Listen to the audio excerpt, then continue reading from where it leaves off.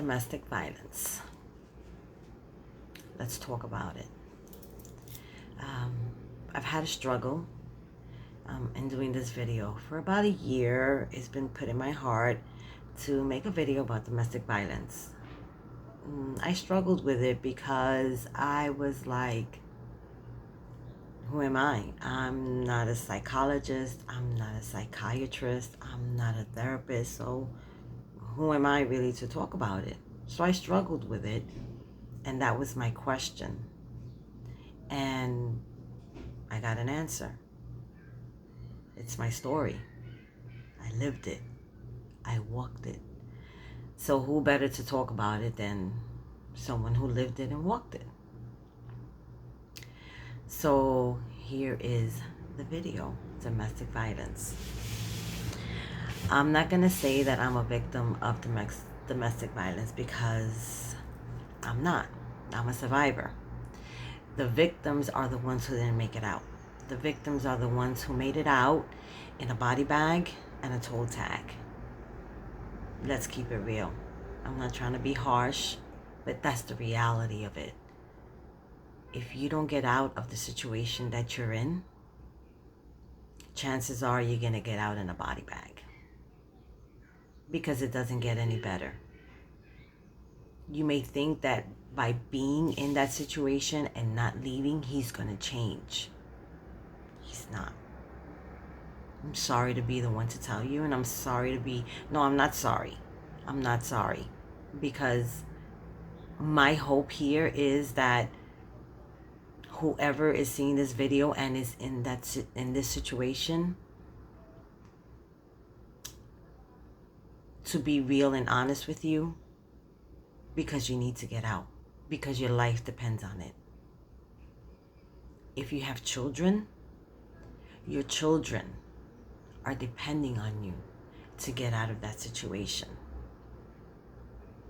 They didn't ask to be here. They're here because you wanted them. So it's your job to make sure that they're safe and they're happy. That's what made me decide. I'm going to tell you how it happened with me. Obviously, I was in a domestic violence marriage. And when my son was 5 years old, like this, a little thing like this, he did something. I don't remember what it was, but he did something. And I scolded him. And I remember as clear as day, as if it was yesterday. I scolded him. I picked him up. I sat him on the counter. I spanked him on the leg. I told him, you don't do that. And do you know what his response was to me? My 5-year-old son told me, I'm going to tell B, which is what he called his father. I'm going to tell B so he can give you bao. When my son said that, that was a wow moment for me. I was in shock. I was like, oh my God, that was a wake-up call. That's when I knew I had to get out of the situation, because I already saw that this is what my son was seeing, and he thought it was okay. And if I didn't stop this, if I didn't stop that cycle, my son was going to end up being an abuser. And chances are that my daughter was going to end up being in an abusive relationship, because that's what she was going to see as love. Oh, he must love me because my daddy used to hit my mommy, and they were together and they were married and they loved each other. So I knew that I had to get out the situation. I did. So you have to go. I don't care where you go, but you have to go.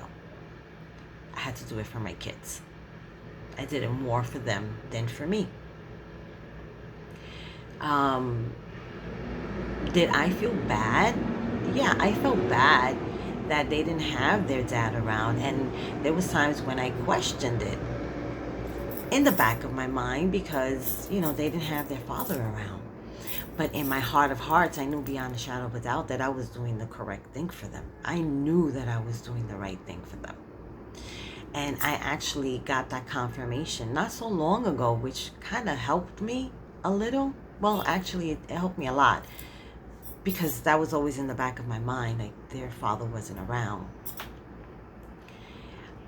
I met this lady and we were just speaking, and she tells me that she was in the same situation, but she wasn't a victim. In other words, she was the child. She was the one that saw her mother being abused.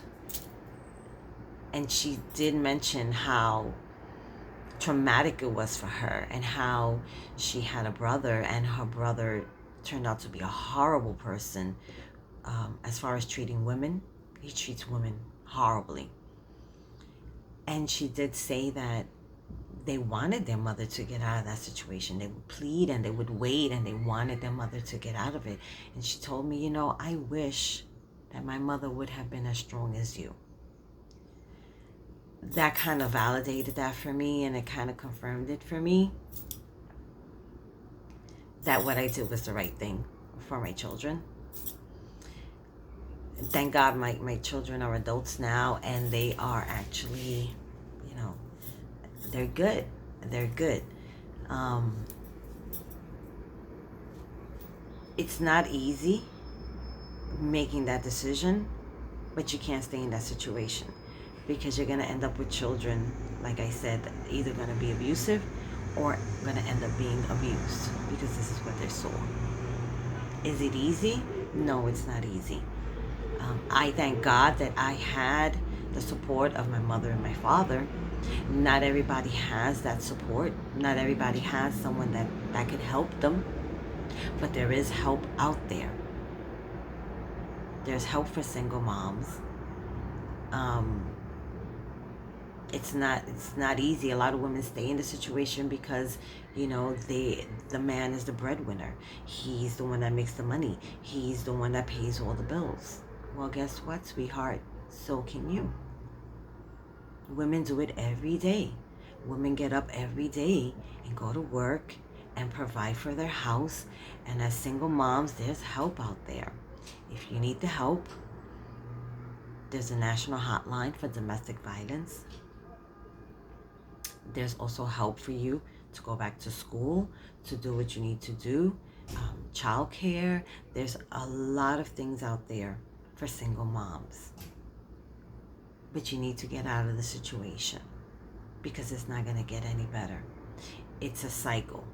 They can promise you all day, every day, till they're blue in the face, that they're going to change. They're not. While you're still in the same situation, he's not going to change. And here's a news flash. You're not there to make them better. You're not there. You're not a doctor. You're not a therapist. You're not a psychologist. You're not there to help them get better.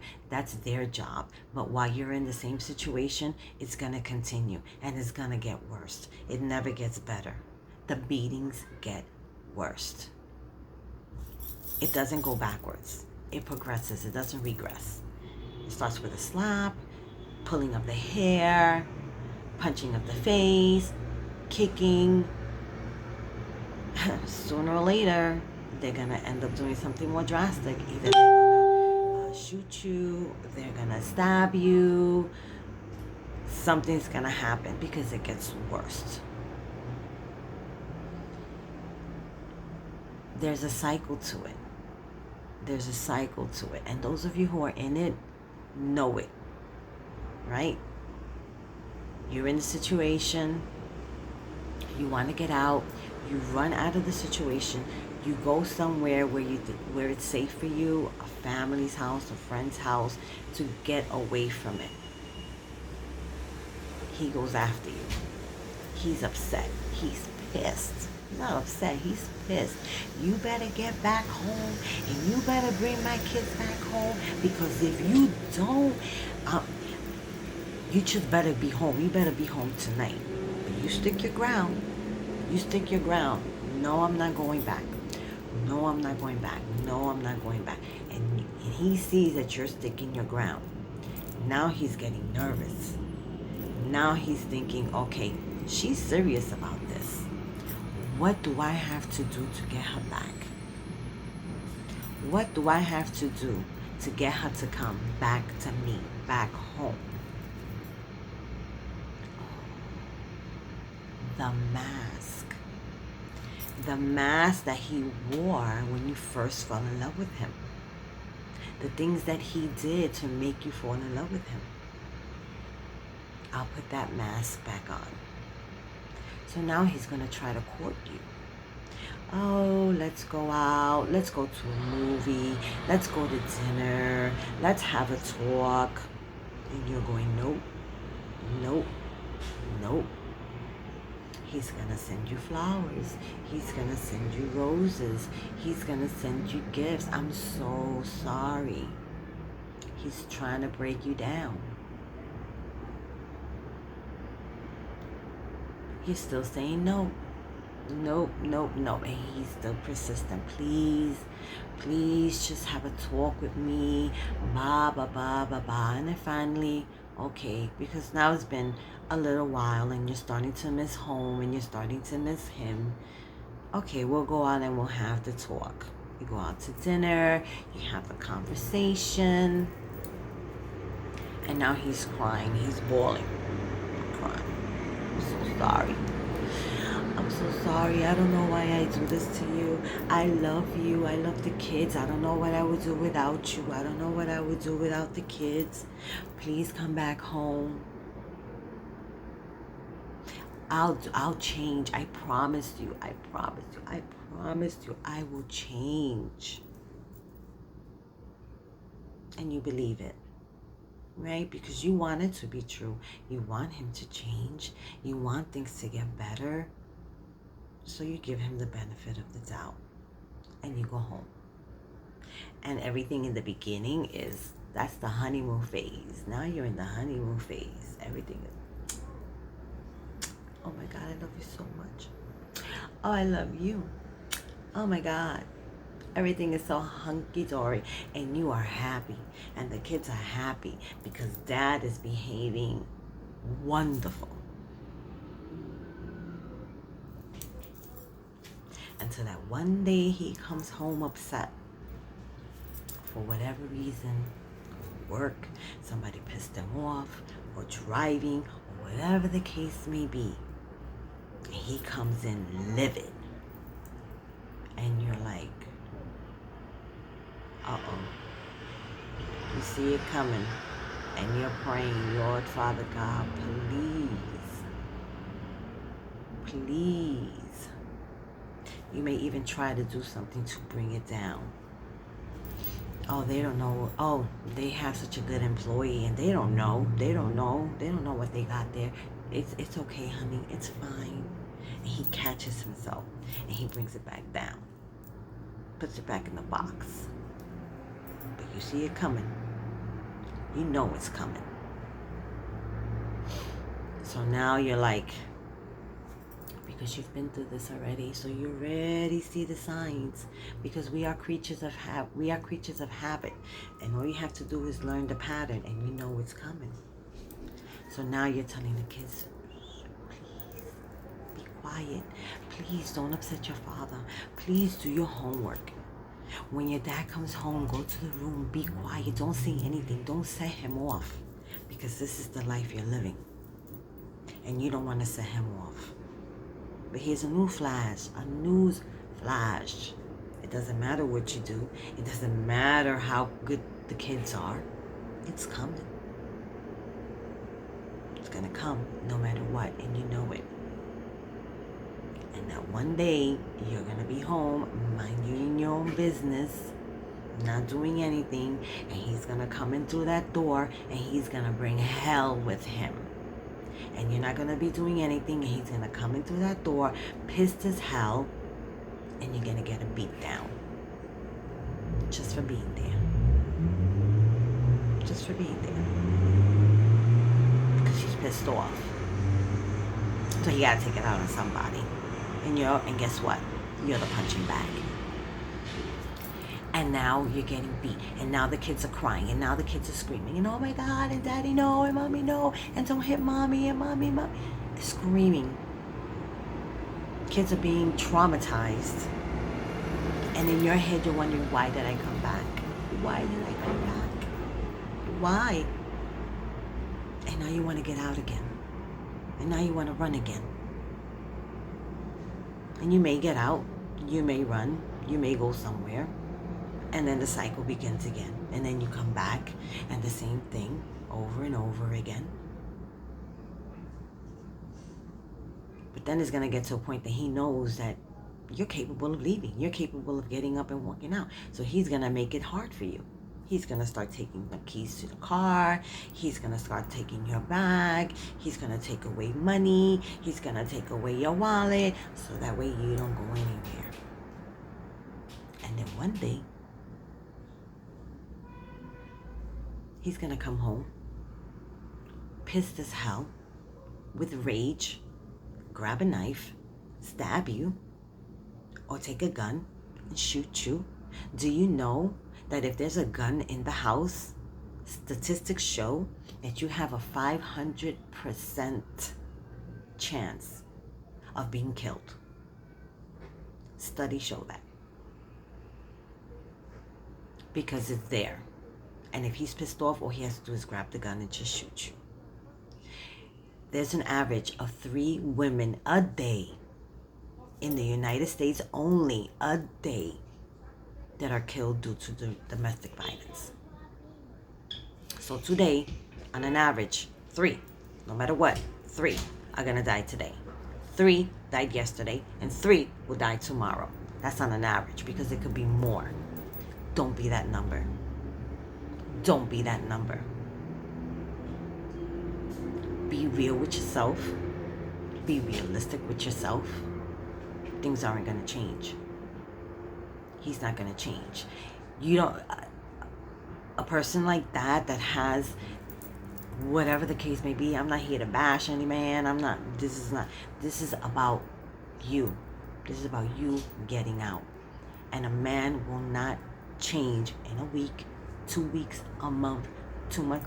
That takes time. That takes time. That takes healing. That takes a lot of work. And while you're in that situation with him, it's never going to happen. He's not going to get better. He's not going to change. And the abuse will get worse. Trust and believe me, the abuse will get worse. You owe it to yourself, and you owe it to your children who did not ask to be brought here into this world, to make sure that you get them into a safe environment and a happy environment. And kids, trust and believe me, that kids, if mommy's happy, they're happy. You guys could be living in a studio apartment and they will be happy.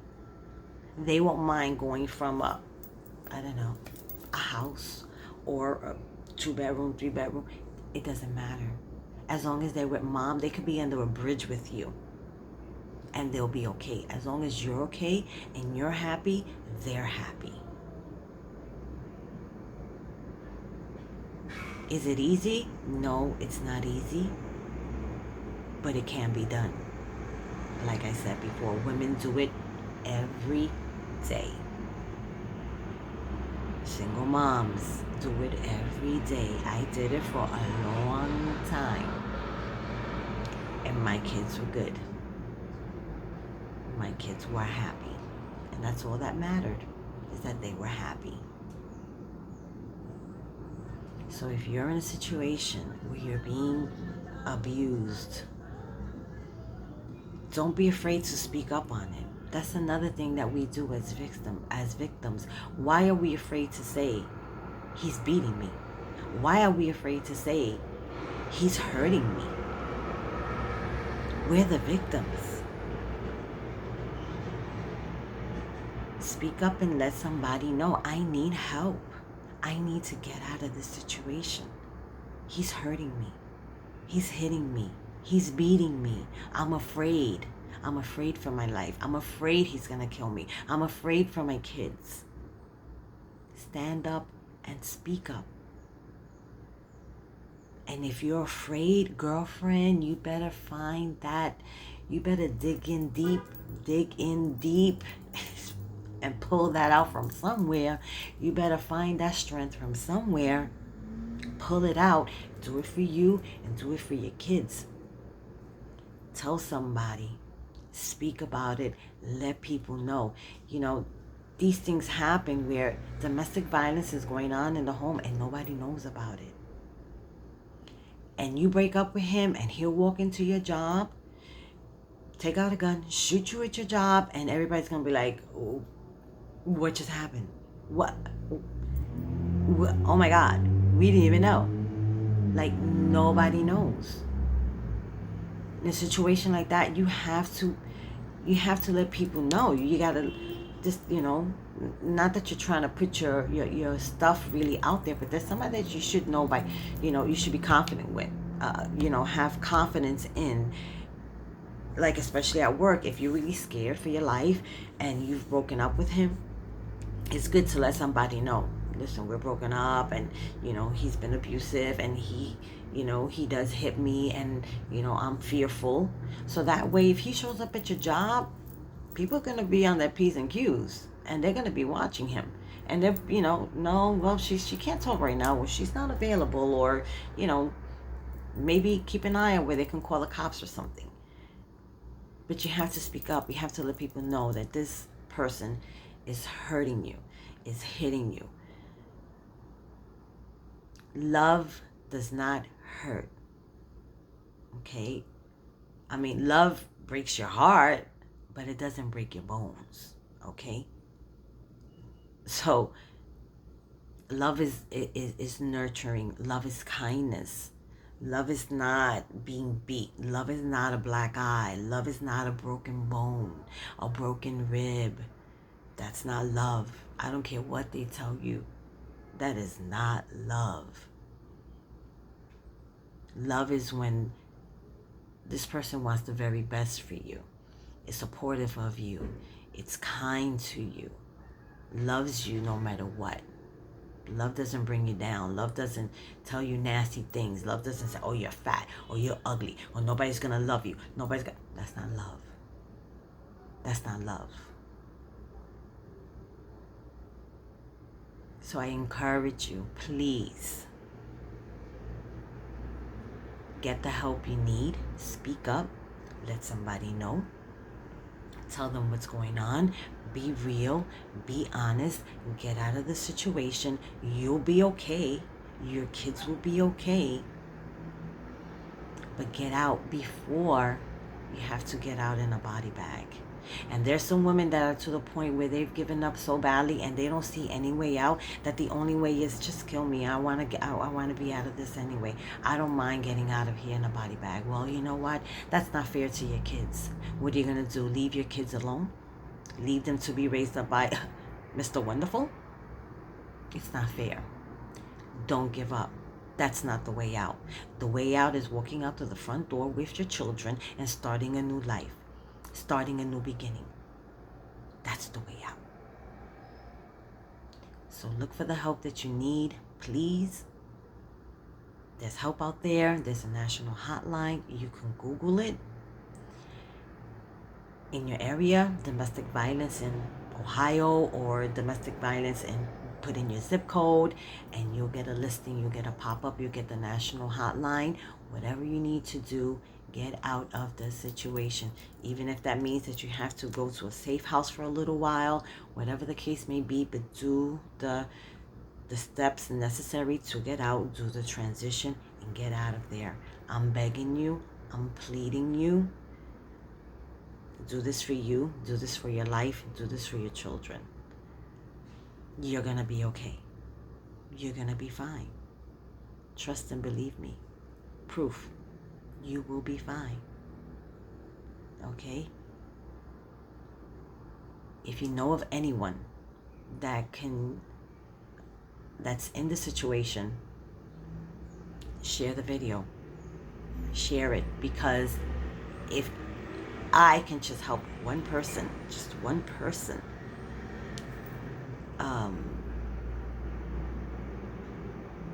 live another day, then this video is not in vain. Okay? So please, don't stay there any longer, because the situation's not going to change. He's not going to get any better. Just remember that. Always keep that in your mind. It's not going to change. He's not going to get any better. It's going to get worse. And if I don't leave, I'm going to end up leaving in a body bag with a toe tag. Okay? I love you, and I want the very best for you, and I hope you find the courage that you need to do what you have to do for you and for your children. God bless you.